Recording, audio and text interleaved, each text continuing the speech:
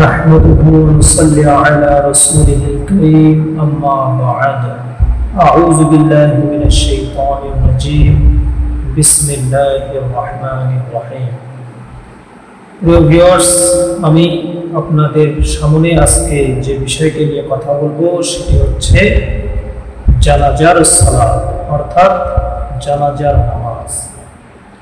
অনেকেই এই বিষয়গুলো নিয়ে জানার জন্য অনেকে আগ্রহী।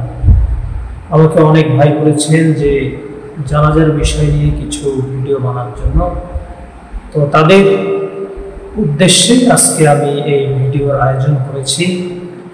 আশা করি আপনারা সকলেই পুরো ভিডিওটা সুন্দরভাবে দেখবেন এবং বিষয়গুলো জানার চেষ্টা করবেন। তো চলুন আমরা মূল আলোচনায় চলে যাই। জানাজার সালাত এবং এর হুকুম। প্রত্যেক মুসলিম আহলে কিবলার উপর জানাজার সালাত ফরজ, অর্থাৎ ফরজে কিফায়া। মুসলমানদের কেউ জানাজা পড়লে উক্ত ফরজ আদায় হয়ে যাবে, না পড়লে সবাই দায়ী হবে। সালাত হিসাবে অন্যান্য সালাতের ন্যায় ওযু, কিবলা, সতর ঢাকা ইত্যাদি সালাতে জানাজার শর্তগুলির অন্তর্ভুক্ত। তবে পার্থক্য এই, জানাজার সালাতে কোনো রুকু, সিজদা বা বৈঠক নেই এবং এই সালাতের জন্য নির্দিষ্ট কোনো ওয়াক্ত নেই, বরং দিনে রাতে সকল সময়, এমনকি নিষিদ্ধ 3 সময়ও পড়া যায়। এবার আমরা জানব ওয়াজিব সমূহ। ওয়াজিব সমূহ 6টি। যেমন 1 নম্বরে দাঁড়িয়ে সালাত আদায় করা, 2 নম্বরে 4 তাকবীর দেওয়া, 3 নম্বরে সূরা ফাতিহা পাঠ করা, 4 নম্বরে দুরূদ শরীফ পাঠ করা, 5 নম্বর মাইয়াতের জন্য খালেস অন্তরে দোয়া করা, আর 6 নম্বরে হচ্ছে সালাম ফেরা। এই 6টি হচ্ছে ওয়াজিব সমূহ জানাজার সালাতের। এবং সুন্নাত সমূহ রয়েছে। জানাজার সালাতে 5টি সুন্নাত রয়েছে।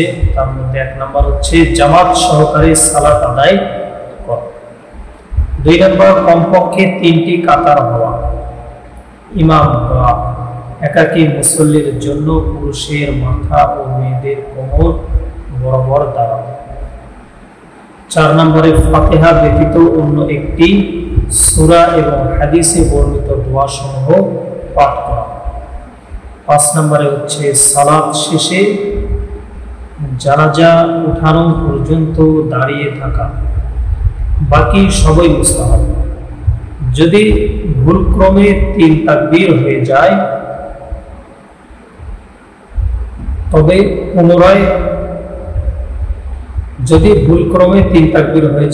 পুনরায় ইমাম 4র্থ তাকবীর দেবেন। যদি মুক্তাদির কোনো তাকবীর ছুটে যায় তবে শেষে তাকবীর দিয়ে সালাম ফেরাবে, আর যদি না দেয় তাতেও দোষ নেই। আচ্ছা, এবার আসি আমরা ফজিলত সম্পর্কে।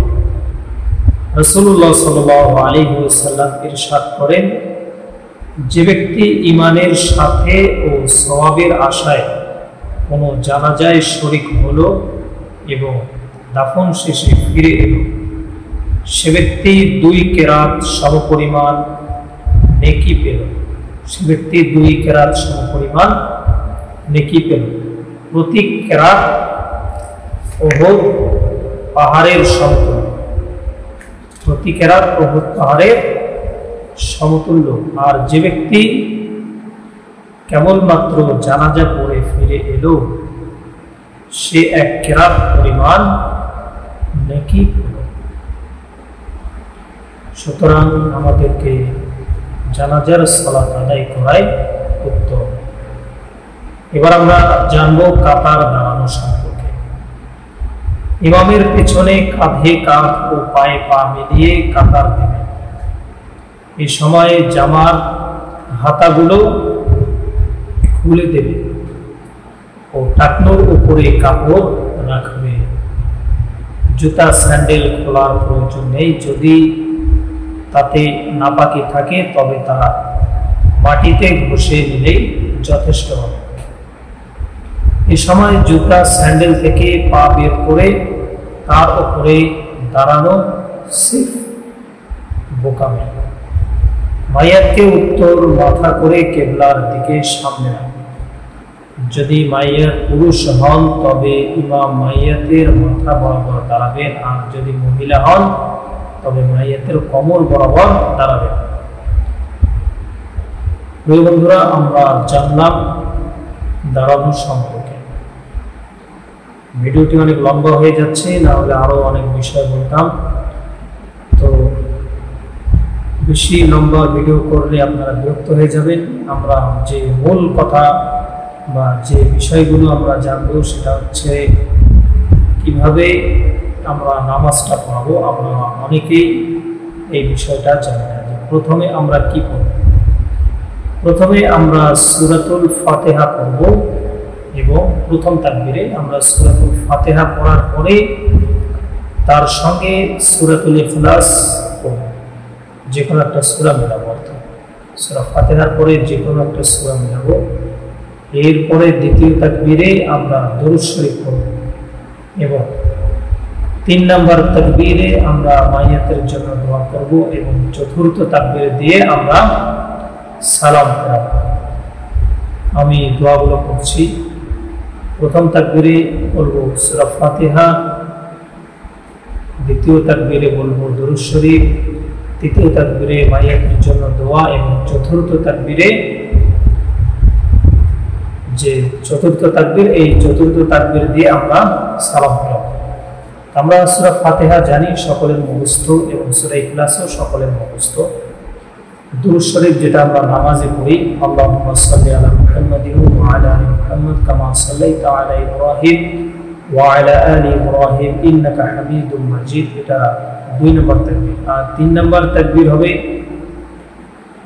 যে দোয়াটি আমি সেটাও বলছি, আল্লাহুম্মা গফির লিহাইয়িনা ওয়া মাইয়িতিনা ওয়া শাহিদিনা ওয়া গায়িবিনা ওয়া সাগীরিনা ওয়া কাবীরিনা ওয়া যাকারিনা ওয়া উনসানা। اللهم من أحييته منا فأحيه على الإسلام وما توفيته منا فتوفه على الإيمان। এটা আমরা করব এবং তারপরে আমরা চতুর্থ তাকবীর দিয়ে সালাম ফেরাবো। আসসালামু আলাইকুম ওয়া রাহমাতুল্লাহ বলবো এবং ডান পাশে সালাম ফেরাবো। আসসালামু আলাইকুম ওয়া রাহমাতুল্লাহ বলে আমরা ডান পাশে সালাম ফেরাবো। তো আশা করি আপনারা যারা এই বিষয়গুলো জানতেন না, আমার এই ভিডিওর মাধ্যমে যারা জানলেন। আর যদি ভিডিওটি ভালো লাগে অবশ্যই একটি লাইক দিয়ে আমাদের পাশে থাকবেন। আর যদি আমাদের চ্যানেলকে আপনি সাবস্ক্রাইব করে না থাকেন তো প্লিজ দয়া করে আমাদের চ্যানেলকে সাবস্ক্রাইব করে ফেলুন এবং আমাদের পাশে থাকুন, যেন আমরা আপনাদেরকে আরও এরকম ইসলামিক প্রয়োজনীয় নতুন নতুন নিত্য নতুন বিষয়গুলো নিয়ে সামনে হাজির হতে পারি। এজন্য সকলে দোয়া করবেন। আসসালামু আলাইকুম ওয়া রাহমাতুল্লাহি ওয়া বারাকাতুহু।